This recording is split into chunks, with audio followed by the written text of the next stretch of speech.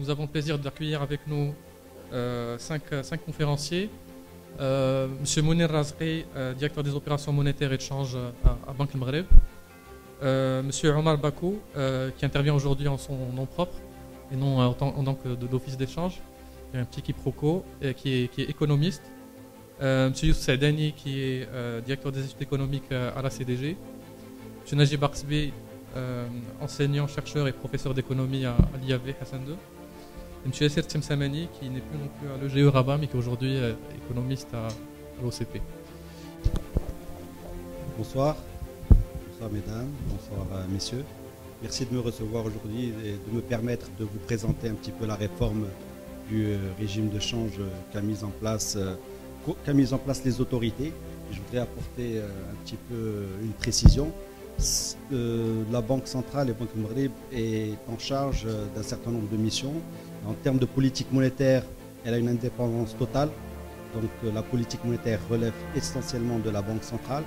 Mais autant au niveau de la politique de change, c'est une responsabilité du ministère des Finances. Et donc c'est un choix et des décisions qui sont prises par le ministère des Finances. Si nous sommes là, c'est parce qu'effectivement nous sommes conseillers du gouvernement et que nous sommes amenés à travailler, à collaborer de manière très très proche avec le ministère des Finances. Et c'est dans ce cadre-là que nous avons accompagné et que nous travaillons en concertation avec eux sur cette réforme qui est très très structurelle. On fait valoir l'aspect scientifique d'une démonstration lorsque on est en mesure de vérifier.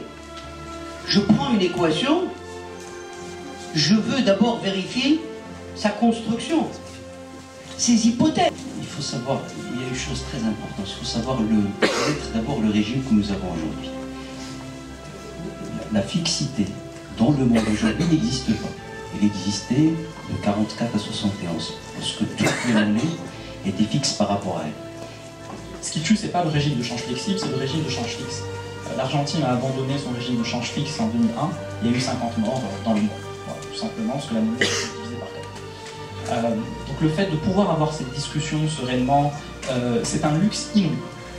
Je sais pas, en Europe augmente, baisse par exemple par rapport relativement au Maroc, on a un taux d'intérêt plus élevé, il y aurait des entrées des capitaux, ce qui va en fait, ça va créer de la masse monétaire et les taux vont déprécier, vont baisser. Et du coup on va trouver un taux d'intérêt marocain qui suit le taux d'intérêt étranger, ce qu'on appelle c'est l'effet de contagion.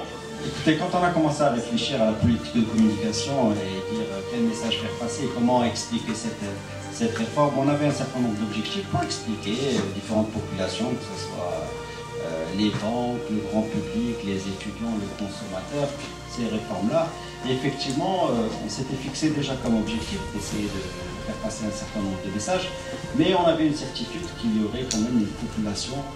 On arrivait à convaincre une population qu'on ne pouvait pas convaincre.